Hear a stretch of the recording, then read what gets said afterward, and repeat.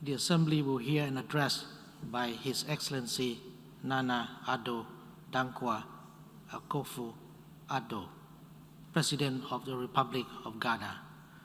I request protocol to escort His Excellency.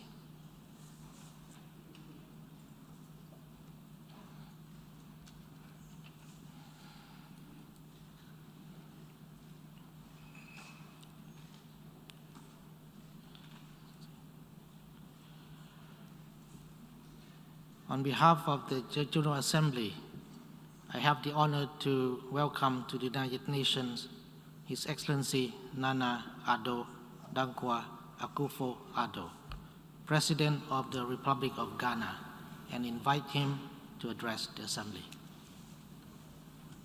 Mr. President, I congratulate you warmly on your assumption of office as President of the General Assembly, the Assembly of Humanity, and wish you well in the management of our affairs.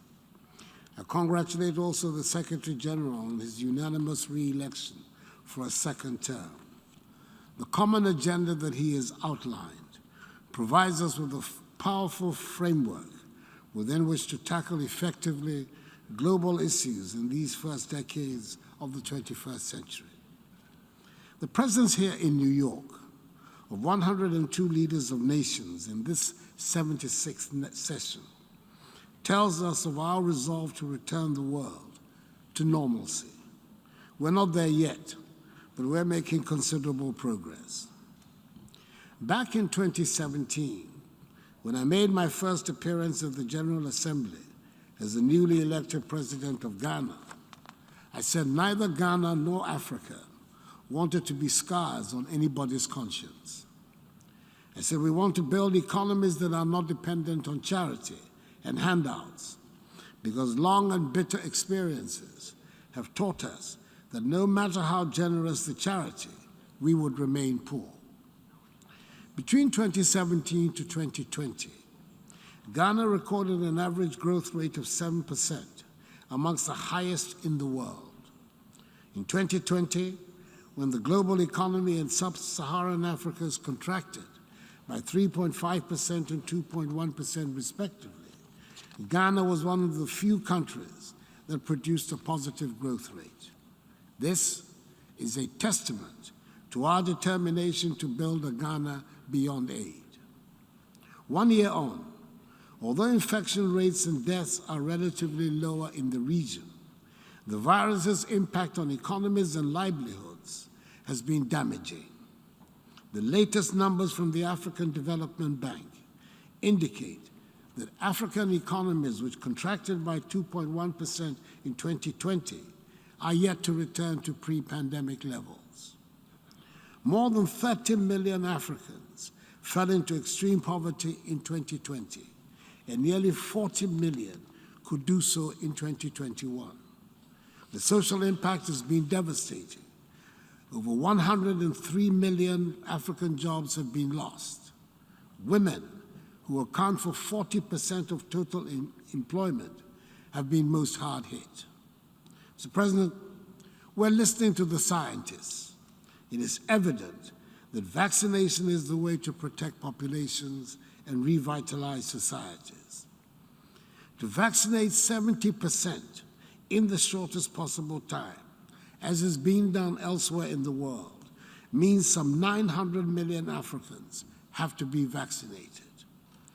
The Afro-Exim Bank structuring of the Africa Vaccine Acquisition Task Force $2 billion acquisition of 400 million Johnson & Johnson vaccines is part of the historic African Union's COVID-19 vaccine development and access strategy. It is a critical milestone in our collective fight against the pandemic, in a continent suffering the worst brunt of vaccine nationalism. The Africa Vaccine Acquisition Task Force vaccine program, partly manufactured in South Africa, is the single largest and most far-reaching trade transaction since the entry into force of the African Continental Free Trade Area in January this year. It is eloquent testimony to the benefits of domestic production and pooled procurement in Africa as envisaged by the African Continental Free Trade Area Agreement. Ghana agrees with the call of the Rome Declaration of Global Health for voluntary licensing and technology transfers to boost vaccine production. The African Union is working with WHO, WTO, and other global partners to expand its vaccine manufacturing and deployment. We in Ghana have so far received 5 million doses, which have been administered to frontline health workers and those classified as being most at risk. 5 million is not a figure to be sneered at, particularly when we consider the situation in many other African countries. We're grateful that our efforts in the management of the pandemic and vaccine distribution have been recognized, and we have received these amounts so far. We're still hoping to vaccinate 20 million of our people by the end of the year.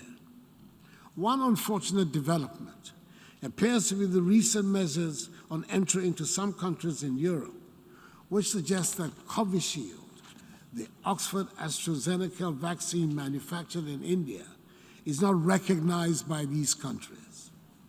What is intriguing is the fact that this vaccine was donated to African countries through the COVAX facility. The use of vaccines as a tool for immigration control will be a truly retrogressive step. Mr. President, the last time there was such an upheaval in the world was during the Second World War, which led to the establishment of a new world order. This organization, the United Nations, and the other Bretton Woods institutions were created to maintain international peace and security, help rebuild the shattered post-war economy, and promote global economic cooperation. Even before the pandemic outbreak, many had concluded that the current structure of global economic cooperation, designed some 77 years ago, has proven inadequate to finance infrastructure and economic transformation in developing countries. Given the incapacity of the global financial system to produce the necessary outcomes to finance sustainable development, we need a constructive review. COVID-19 provides a great chance to rethink global economic cooperation based on the principles of mutuality, equity, sustainability, and collective prosperity envisaged by the SDGs. There is no question but that if the famous gathering in San Francisco was to take place today, it would be a significantly different United Nations Charter that would be written. In much the same way, a World Bank or IMF or WHO that is born today would be radically different institutions from those that were set up after the World War, as many of the countries in today's world, especially in Africa and the Caribbean, were not present in San Francisco. The pandemic has also shown us that the great advances in science and technology notwithstanding, we still have a lot to learn and discover about the human body and about life. Thus far, in spite of the grisly predictions of dead bodies littering the streets of Africa, and in spite of not having as much access to vaccine as the developed world, Africa seems mercifully to have escaped the worst of the COVID death rates, and for that, we thank God. Ghana wants to share a few thoughts which we believe should form the basis for the new global cooperation. Firstly, we need to strengthen the funding of the existing global health organizations. This must include a greater, more predictable base of multilateral funding for WHO and regional centers of disease controls, which play the central roles in global health security. It will require dedicating an additional 1% of GDP to funding global health. This is an investment in a global public aid goal, not aid. Secondly, we must develop more resilient finances to build back better and for future preparedness. Across the African continent, Revenues have decreased by as much as 150 billion United States dollars, as economies are still reeling from the economic impact of the pandemic. African governments have already spent scarce reserves fighting the pandemic and providing social protection to millions of affected households. Ghana has been advocating that innovative financing must also address structural challenges beyond responding to immediate fiscal needs by providing mechanisms to facilitate investments in health infrastructure, technology, the environment, and people that would bolster resilience and equitable recovery. The IMF's unprecedented $650 billion United States SDR allocation offers a unique opportunity to provide additional financial resources to address the vast and surging inequities the pandemic has revealed and a crisis to come. Africa's allocation is some 33 billion United States dollars. If ever there was a time for an African Marshall Plan, it is now. The SDR infusion should be seized upon as a catalytic effort to leapfrog Africa to the next level of human development and ensure sustained global prosperity. African leaders have advocated for a prudent and transparent channeling of 25 to 35% of SDRs, that is $160 to $230 billion, from wealthier to vulnerable countries, $100 billion of which should be dedicated to Africa. We welcome the support of the European countries represented at the Africa Summit in France, the IMF, the G7 and G20 to some SDR redistribution. Mr. President, proceeds of channeled SDRs should fund vaccine acquisition and manufacturing, climate and green investments, and a Pan-African stability mechanism, like the European Stability Mechanism, that will safeguard financial stability on the continent. A part of the redistribution should also help fund the recapitalization of the African Development Bank and Afri-Exim Bank to support industrialization, private sector job creation, and the African Continental Free Trade Initiative. Thirdly, we must reposition key multilateral organizations and international financial institutions such as the United Nations, the other Bretton Woods institutions, and the G20 to reflect inclusiveness, support country investments in global public goods, and ensure fast-track financial support to build back better and prepare for future pandemics. For instance, the key to the G20's effectiveness is that it achieves representative coverage of the global population and economy with a diversified enough number of leaders at the table to enable speed and flexibility in deliberation and decision-making. Admitting the African Union to an expanded G21 would have the same galvanizing effect within Africa that the EU's participation in the G20 has within Europe, strengthening policy coordination and coherence across the 54 African economies. With the African Union at the table, the group suddenly would have representation for 54 more countries, 1.3 billion more people, and 2.3 trillion more output. This extraordinary increase in representation will add just one seat to the table and about 10 minutes to the discussion.